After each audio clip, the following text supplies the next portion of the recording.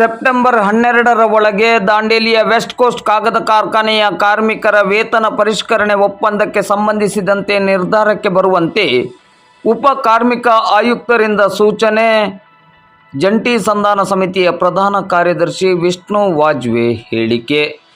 ದಾಂಡೇಲಿ ನಗರದ West coast ಕಾಗದ ಕಾರ್ಖಾನೆಯ ಕಾರ್ಮಿಕರ ವೇತನ ಪರಿಷ್ಕರಣೆಯ ಒಪ್ಪಂದಕ್ಕೆ ಸಂಬಂಧಪಟ್ಟಂತೆ ಜಂಟಿ ಸಂಧಾನ ಸಮಿತಿ ಹಾಗೂ ಕಾಗದ ಕಾರ್ಖಾನೆಯ ಆಡಳಿತ ಮಂಡಳಿಯ ಜೊತೆ ಬೆಳಗಾವಿಯ ಉಪ ಕಾರ್ಮಿಕ ಆಯುಕ್ತರು ಮಂಗಳವಾರ ಸಭೆಯನ್ನು ನಡೆಸಿದ್ದು, ಆ ಸಭೆಯಲ್ಲಿ ಸೆಪ್ಟೆಂಬರ್ 12ರ ಒಳಗಡೆ ವೇತನ ಪರಿಷ್ಕರಣೆ ಒಪ್ಪಂದಕ್ಕೆ ಸಂಬಂಧಿಸಿದಂತೆ ಜಂಟಿ ಸಂಧಾನ ಸಮಿತಿ ಮತ್ತು ಕಾಗದ ಕಾರ್ಖಾನೆಯ ಆಡಳಿತ ಮಂಡಳಿ ನಿರ್ಧಾರಕ್ಕೆ ಬರಬೇಕು.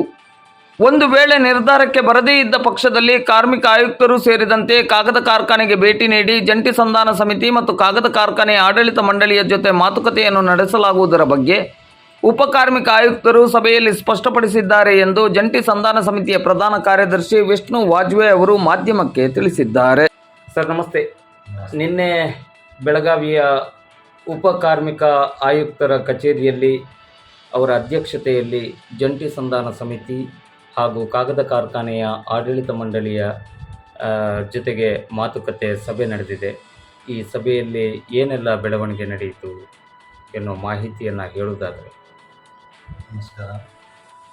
ನಿನ್ನೆ 27 ತಾರೀಕಿಗೆ ನಮಗೆ ಲೇಬರ್ ಇನ್ಸ್ಪೆಕ್ಟರ್ ದಾಂಡೇಲಿಯಿಂದ ಲೆಟರ್ ಕೊಟ್ಟು ಹೋಗಿದ್ರು. ಅದರ ಪ್ರಕಾರ ನಿನ್ನೆ ನಾವು ಮೀಟಿಂಗ್ ಹೋಗಿದ್ವಿ ಬೆಳಗಾವಿ. ಅಲ್ಲೇ ಮಾತುಕತೆ ಅಂದ್ರೆ ಎರಡು ಆಡಳಿತ ಮಂಡಳಿ ಮತ್ತು ನಾವು JNC ಮೆಂಬರ್ ಎಲ್ಲ ಅಲ್ಲೇ ಹೋಗಿದ ಮೇಲೆ ಇಲ್ಲಿ ಏನು ಮಾತುಕತೆ ನಮ್ಮ ಸ್ಟಾಪ್ ಆಗಿತ್ತು. ಅದರ ಮುಂದೆ ಮಾತಾಡಬೇಕಂತ ಅವರು ಇದು ಮಾಡಬೇಕಂತ DLC ಒಂದು ಮುಂದೆ ಹೋಗಾಕ ಸೆಟಲ್ಮೆಂಟ್ ನಮ್ದು ಮುಂದೆ ಹೋಗಾಕ ನಾವು ಸಹಾಯ ಮಾಡಬೇಕಂತ ನಾವು ಇಲ್ಲಿಂದ ಹೋಗಿದ್ದೀವಿ. ಆದ್ರೂ ಅಲ್ಲಿ ಮಾತುಕತೆ ಆಗಿದ ಮೇಲೆ JNC ಮೆಂಬರ್ ಎಲ್ಲ ಮಾತಾಡಿದ ಮೇಲೆ ಅವ್ರು ಹೇಳ್ಯಾರ, ಈ ಎರಡೂ ಮಂದಿ ಕುತ್ಕೊಂಡು ಅಲ್ಲೇ ಮಾತಾಡ್ಕೊಂಡು ನಮಗೆ ಏನಿದ್ರೆ ಹೇಳ್ರಿ. ಆದರೂ ಅವರು ಎಲ್ಲ ನಮ್ಮದು ಮೀಟಿಂಗ್ ತೊಗೊಂಡ್ಮೇಲೆ ಅಲ್ಲಿ ಹೇಳ್ಯಾರ, ನಾವು ಇಲ್ಲಿ ಏನಾಗಿದ್ರಿ 7,000 ನಾವು ನಿಂತೀವಿ. ಮ್ಯಾನೇಜ್ಮೆಂಟ್ 7,002 ರೂಪಾಯಿ, 7,002 ರೂಪಾಯಿ ಮತ್ತು ಮ್ಯಾನೇಜ್ಮೆಂಟ್ 3,600 ರೂಪಾಯಿ ನಿಂತಾರೆ. ಅದ್ರ ಮೇಲೆ ಬರಬೇಕಂತ ನಾವು ಅವ್ರಿಗೆ ಹೇಳಿದ್ವಿ. ಅವ್ರು ಬಂದ ಮೇಲೆ ನಾವು ಅದರ ಬಗ್ಗೆ ವಿಚಾರ ಮಾಡ್ಕೊಂಡು ಮುಂದೆ ಮಾತಾಡ್ತೀವಿ ಅಂತ ಹೇಳಿದ್ವಿ. ಆದ್ರೂ ಮ್ಯಾನೇಜ್ಮೆಂಟ್ ನಮ್ಮ ದಾಂಡೇಲಿ ಒಳಗೆ ಮೀಟಿಂಗ್ ಮಾಡ್ಕೊಂಡು ಅಲ್ಲಿ ಏನು ಮಾತುಕತೆ ಮಾಡಬೇಕು ಬೋರ್ಡ್ರೂಮ್ ಒಳಗೆ ಮಾತಾಡ್ರಿ, ಅಲ್ಲಿ ಏನು ಡಿಸ್ಕಸ್ ಆಗಿ ನೋಡು ಅಂತ ಅವ್ರು ಹೇಳ್ಯಾರ.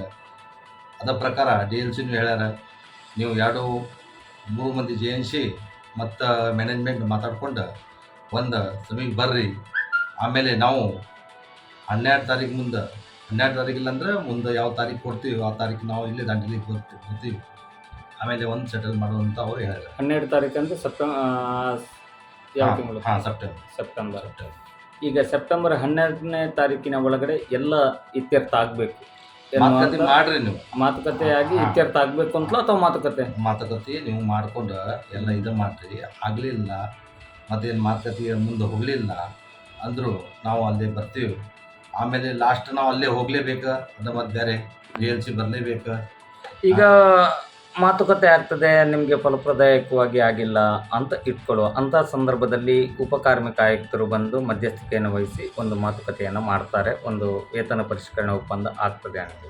ಉಪ ಕಾರ್ಮಿಕ ಆಯುಕ್ತರು ಕಾರ್ಮಿಕ ಇಲಾಖೆ ಕಾರ್ಮಿಕರ ಪರವಾಗಿ ನ್ಯಾಯವನ್ನು ಕೊಡುವ ನಿಟ್ಟಿನಲ್ಲಿ ಮುಂದಡಿ ಇಡಬಹುದೇ ಅಥವಾ ಆಡಳಿತ ಮಂಡಳಿಯ ಪರವಾಗಿ ಅವರ ನಡೆ ಇರಬಹುದೇ? ಇಲ್ಲ, ನಮ್ಮ ಕಡೆಯಿಂದ ಎಲ್ಲ ಕಾರ್ಮಿಕರು ಒಂದು ನ್ಯಾಯ ಕೊಡಬೇಕಂತ ನಾವು ಅವರ DLCಗೆ ಹೇಳಿದ ಮೇಲೆ ಅವ್ರು ಹೇಳ್ಯಾರ, ಕಾರ್ಮಿಕ ಬದ್ಧವಾಗಿ ಏನು ಮಾಡೋದು ನಾವು ಮಾತಾಡ್ತೀವಿ ಇಲ್ಲೇ ಬಂದ. ಆಮೇಲೆ ಆ ದಿವಸ EDLCನೂ ಬರ್ತದೆ ಅಂತ ಹೇಳಿದ್ರೆ ಎರಡೂ ಇಲ್ಲಿ ಬಂದ ಇಲ್ಲೇ ಮಾತುಕತೆ ಹೋಗ್ತಂತ ನಮ್ಮೆಲ್ಲ ವಿಶ್ವಾಸ ಇದೆ. ಜಂಟಿ ಸಂಧಾನ ಸಮಿತಿಯ ಪ್ರಧಾನ ಕಾರ್ಯದರ್ಶಿಯಾಗಿ ತಮ್ಮಲ್ಲಿ ನಮ್ಮ ಪ್ರಶ್ನೆ ಏನು ಅಂತ ಹೇಳಿದರೆ, ಬೇಡಿಕೆ ಈಡೇರುವವರೆಗೆ ಹೋರಾಟ ನಿಲ್ಲುವುದಿಲ್ಲ, ವೇತನ ಪರಿಷ್ಕರಣೆ ಆಗಲೇಬೇಕು ಎನ್ನುವಂತಹ ಆಗ್ರಹವನ್ನು ಮಾಡುವ ನಿಟ್ಟಿನಲ್ಲಿ ಧರಣಿ ಸತ್ಯಾಗ್ರಹವನ್ನು ಹಮ್ಮಿಕೊಂಡಿದ್ರಿ. ಆದರೆ ಏಕಾಏಕಿ ಧರಣಿ ಸತ್ಯಾಗ್ರಹವನ್ನು ಕೊನೆಗೊಳಿಸಿದ್ದು ಯಾಕೆ ಎನ್ನುವಂಥ 10 ಹಲವು ಪ್ರಶ್ನೆಗಳು ದಾಂಡೇಲಿ ನಗರದಲ್ಲಿ ಚರ್ಚೆಯಲ್ಲಿವೆ. ಈ ಗೊಂದಲಗಳಿಗೆ ತೆರೆ ಎಳೆಯುವುದಾದರೆ ನೀವೇನು ಹೇಳ್ತೀರಿ? ಸರ್, ನಾವು ಧರಣಿ ಸತ್ಯಾಗ್ರಹ ಒಂದು ಹತ್ತು ಮೇಲೆ ಬರಬೇಕು, ನಮ್ಮದು ಕಡೆಯಿಂದ ಮಾತುಕತೆ ಎಲ್ಲ ಆಗಿ ಮಂದಿಗೆ ತಿಳಬೇಕಂತ ನಾವು ಹಾಕಿದ್ವಿ, ಮತ್ತು ಎಲ್ಲರಿಗೆ ಒಂದು ನ್ಯಾಯ ಸಿಗಬೇಕಂತ ನಾವು ಹಾಕಿದ್ವಿ. ಆದ್ರೂ ಸ್ವಲ್ಪ ವಿಷಯ ಏನಿತ್ತು ಅದು ಮ್ಯಾನೇಜ್ಮೆಂಟ್ಗೆ ಮಾತಾಡಿದ ಮೇಲೆ ಸ್ವಲ್ಪ ವಿಷಯ ನಮ್ಮದು ಕ್ಲಿಯರ್ ಆಗಿತ್ತು ಅಲ್ಲಿ.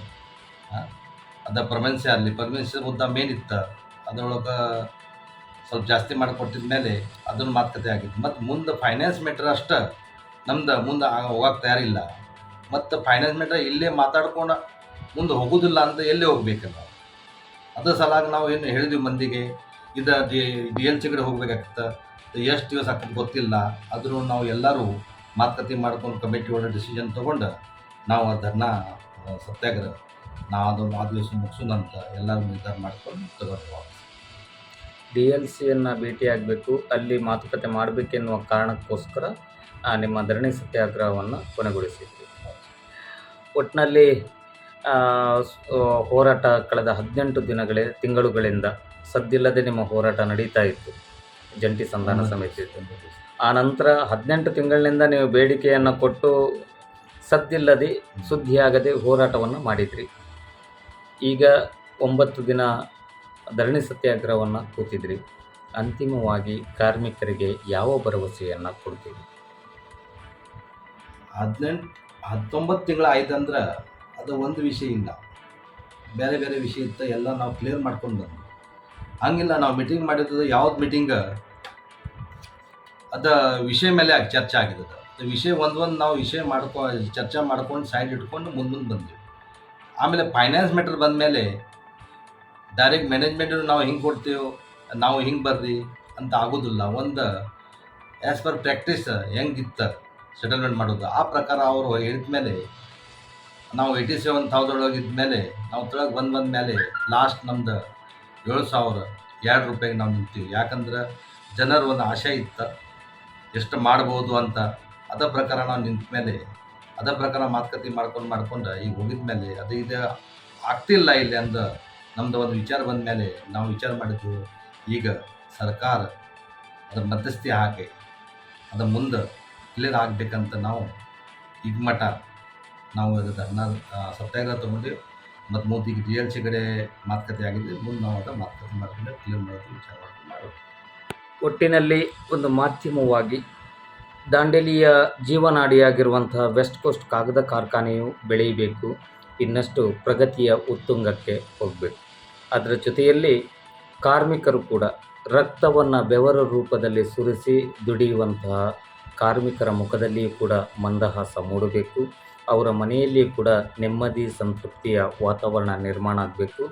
ಅದರ ಜೊತೆಯಲ್ಲಿ ಜಂಟಿ ಸಂಧಾನ ಸಮಿತಿಯ ಎಲ್ಲ ಪದಾಧಿಕಾರಿಗಳು ಸದಸ್ಯರು ಕೂಡ ತಾವು ಕಾರ್ಮಿಕರಿಗೆ ನೀಡಿದಂತಹ ಭರವಸೆ ಈಡೇರುವ ನಿಟ್ಟಿನಲ್ಲಿ ಈ ಸಮಸ್ಯೆ, ಈ ನಿಮ್ಮ ಒಂದು ಧರಣಿ ಅಥವಾ ನಿಮ್ಮ ಈ ಹೋರಾಟ ಒಂದು ಒಳ್ಳೆಯ ರೀತಿಯಿಂದ ಪರಿಪೂರ್ಣತೆಯ ಕಡೆಯಿಂದ ಕಾರ್ಮಿಕರು ಮತ್ತು ಕಾರ್ಮಿಕರ ಕುಟುಂಬದಲ್ಲಿ ನೆಮ್ಮದಿಯ ಸಂತೃಪ್ತಿಯ ಒಂದು ವಾತಾವರಣ ನಿರ್ಮಾಣ ಆಗುವುದರ ಜೊತೆಯಲ್ಲಿ ವೆಸ್ಟ್ ಕೋಸ್ಟ್ ಕಾಗದ ಕಾರ್ಖಾನೆಯು ಮತ್ತಷ್ಟು ಉನ್ನತಿಯ ಕಡೆಗೆ ಸಾಗುವಂತಾಗಲಿ ಎನ್ನುವ ಆಶಯ ಮತ್ತು ಹಾರೈಕೆಯೊಂದಿಗೆ ಇಷ್ಟು ಹೊತ್ತು ನಮ್ಮ ಜೊತೆ ಮಾತನಾಡಿದ್ದಕ್ಕೆ ನಿಮಗೆ ಅನಂತ ಧನ್ಯವಾದಗಳು.